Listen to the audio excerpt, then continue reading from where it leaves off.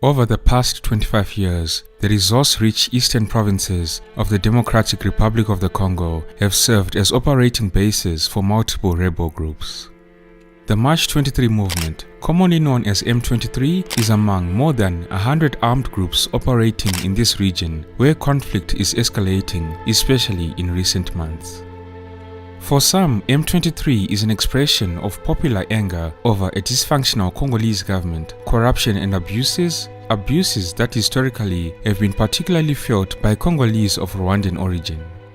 But for others, M23 is the latest in a long line of Rwandan-linked rebel movements that represented a proxy for the economic or security ambitions of Rwanda.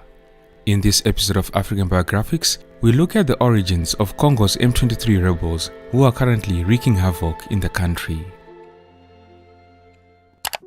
The DRC suffered two destructive conflicts following the collapse of Zaire from the early 1990s and the overspill of regional conflicts, notably Angola's long-running civil war and the aftermath of the Rwandan genocide onto its territory. The first conflicts in the Congo saw the decades-long dictatorship of Mobutu overthrown by a rebel coalition largely based in the east of the country, with the strong backing of Rwanda, Uganda and Burundi, and the tacit approval of wider African and international opinion. Mobutu was replaced by Laurent Désiré Kabila, a veteran rebel widely seen as a puppet for Rwandan and Ugandan interests. The Second War in the Congo, which started around 1998, was launched following Laurent Kabila's rejection of Rwandan and Ugandan control, an attempt by Rwandan troops to overthrow him, and attacks on Congolese civilians of Rwandan origin. During this time, a rebel coalition, the Congolese Rally for Democracy (RCD), was born, again with its roots in the east of the country, and again with significant Rwandan and Ugandan backing. Uganda also sponsored a separate rebel group, the Movement for the Liberation of Congo, which was led by former businessman Jean-Pierre Bemba, who became vice president of the DRC following the 2002 Luanda Agreement. This time around, however, the DRC's other neighbors, who were gathered under the banner of the Southern African Development Commission (SADC), intervened to protect Kabila's administration and also help Congo's largely dysfunctional army. Congo's national army is also known as the FARDC. By 1999, this conflict had reached a stalemate, with the United Nations mission deployed to monitor the front lines. Furthermore, relations between Rwanda and Uganda broke down to the point that their armed forces fought battles over the strategically and economically important city of Kisangani in the DRC. The RCD rebel group would split into a Rwandan-backed wing, the RCD Goma, and a Ugandan-backed wing, the RCD Kisangani Movement of Liberation (RCD KML). There were other rebel groups involved in the conflict at various points, and these included groups of the local self-defense militia, collectively known as Mai Mai, which often, though not exclusively, allied with the government. There was also the RCD National, a splinter group from the RCD KML that eventually allied with the MLC. There was also the Democratic Forces for the Liberation of Rwanda, the FDLR, a Rwandan Hutu rebel group also based in eastern Congo that includes some perpetrators of the 1994 Rwandan genocide. I'll touch on the FDLR a little bit more later. Of all these groups, the RCD Goma emerged as the most powerful of the original rebel movement and retained control of the regions over the border from their alleged primary backers, the Rwandan government. This area, which includes the provinces of North and South Kivu and the town of Goma, quickly evolved from a quiet lakeside resort to become the trading and political center of the rebellion. Amidst this chaos, Laurent Désiré Kabila was assassinated in 2001 and was succeeded by his son Joseph Kabila. A long-running peace process held largely under South Africa's stewardship finally came to fruition with the Sun City Accords of 2002. The transition in the Congo culminated with elections in 2006, which were won by Joseph Kabila. Unfortunately, these election results were not accepted by a significant proportion of the main rebel groups. Consequently, powerful RCD Goma units, which had also refused integration into the national military, once again launched a rebellion. In July 2006, these RCD Goma combatants had been reconstituted as the National Congress for the Defense of the People, the CNDP, under the leadership of General Laurent Nkunda. A Congolese Tutsi born in Rutshuru, north of Goma, Nkunda had previously served in the Rwandan Patriotic Front, the RPF, the rebel force that deposed the government which perpetrated the 1994 genocide. Nkunda would later serve in the Rwandan-backed rebel coalition that installed Laurent Kabila as president of the DRC during the First Congo War. One of Laurent Nkunda's key men was Bosco Ntaganda, a Rwandan-born Tutsi. Bosco Ntaganda also fought with the RPF in the early 1990s and participated in the overthrow of the Hutu-led Rwandan government in 1994 following the genocide. Bosco Ntaganda was a key player in various conflicts in the Great Lakes area, most notoriously during the intercommunal violence in Ituri in 2002 that briefly threatened to reach genocidal proportions. Bosco Ntaganda was indicted by the International Criminal Court in 2006 for his role in this violence and was thought to have been acting, at least in part, to avoid arrest by the Congolese government in starting the new rebellion. As this conflict was going on, both the UN mission, which by now had become a fully fledged peacekeeping operation, and Congo's FARDC were powerless to stop Ntaganda and his CNDP from retaking control of a significant proportion of the former RCD Goma-held territory, including lucrative mining sites and trade routes. Also during this time, direct Rwandan backing for the CNDP was widely alleged but never proven. After several months of heavy fighting and abortive peace talks, General Laurent Nkunda was deposed by his deputy, Bosco Ntaganda, in January 2009, and on March 23 the same year, the CNDP rebels and the government signed a peace agreement providing for the integration of the CNDP into Congo's FARDC. This March 23, 2009 agreement also proposed action on a number of long-standing grievances felt by Kenya-Rwanda-speaking Congolese populations. However, even after the deal, the CNDP continued to maintain a parallel chain of command, and the ex-CNDP units were never fully integrated into Congo's FARDC.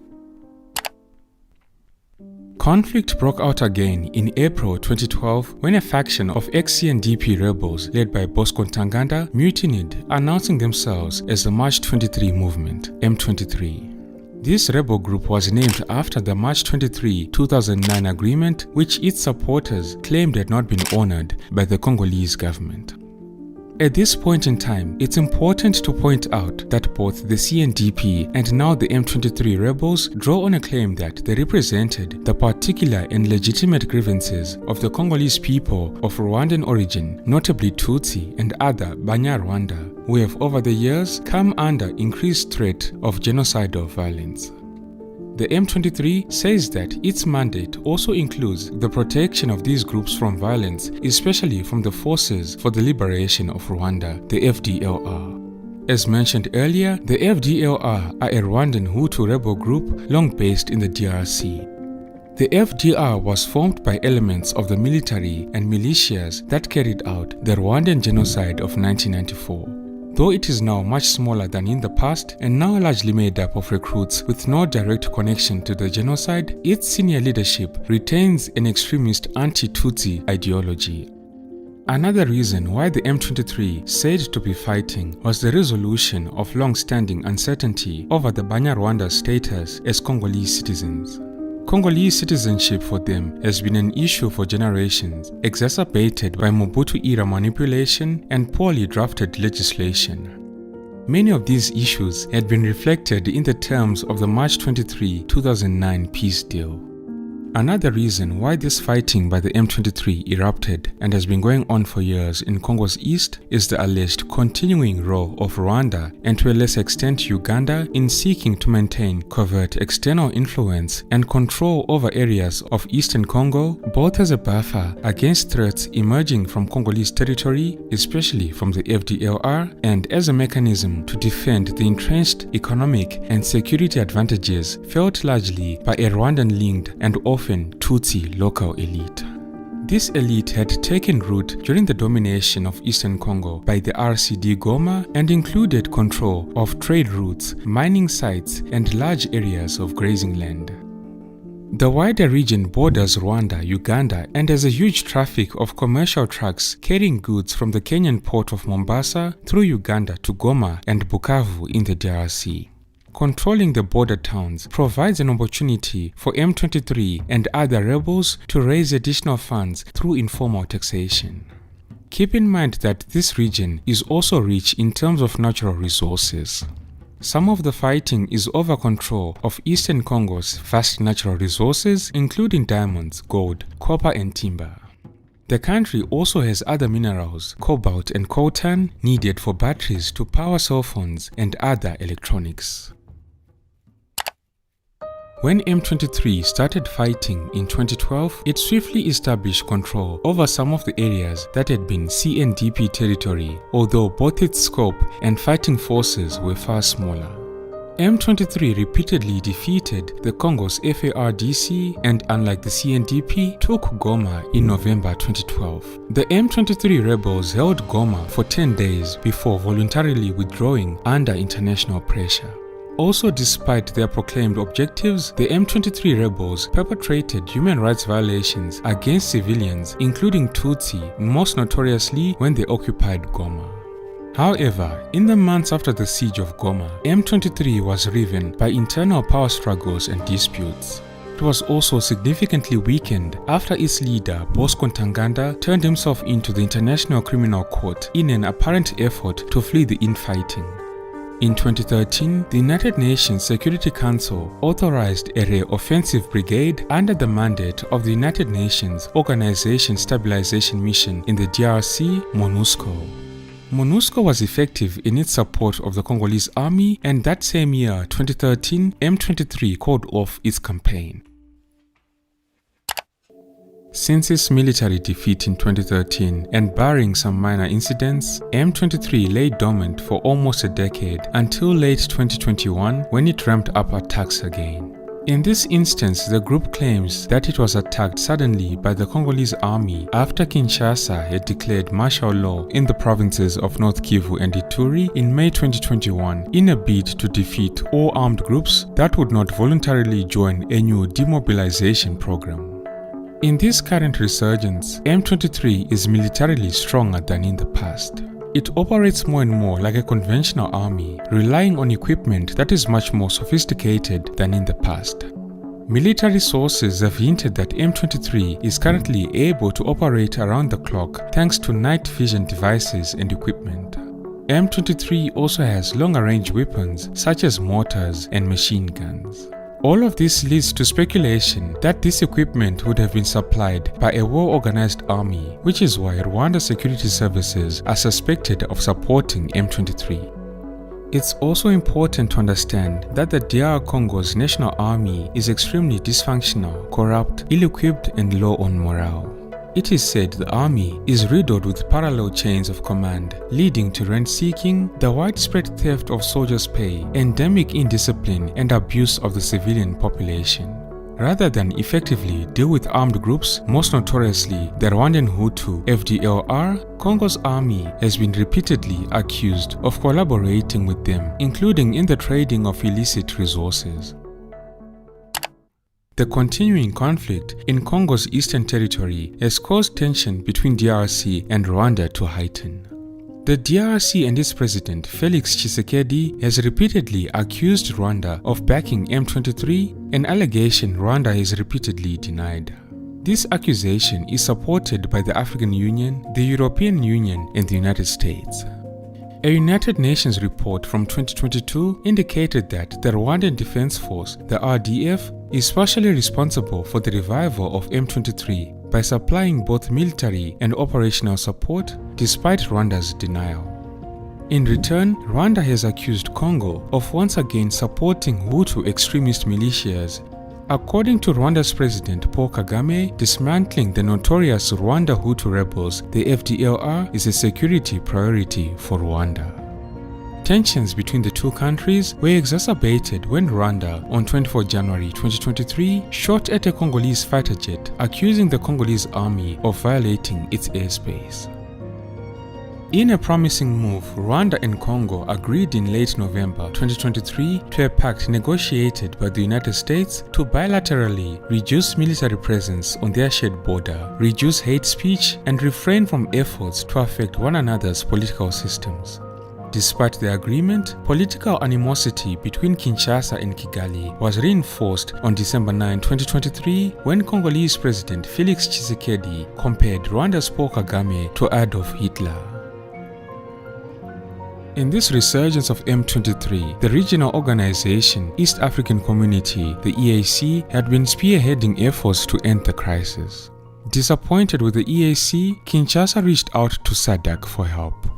In the latest development in this conflict with Congo and M23, on Monday 12 February 2024, South Africa's President Cyril Ramaphosa announced that his country was deploying almost 3,000 troops as part of a joint effort by SADC to quell the fighting in the Congo. These forces have been deployed alongside soldiers from Malawi and Tanzania, and they are helping the armed forces of the Congo to repel the M23 rebels. A South African peacekeeping convoy patrols the road between Sake and Goma in the Eastern Democratic Republic of Congo. It's part of a South African regional mission supporting Congolese soldiers to protect the North Kivu capital Goma from advancing M23 rebels. Thousands of people have been forced to leave villages around Sake during heavy fighting. Thank you for tuning in. This has been Tatenda for African Biographics. Until next time, cheers. Have a good one.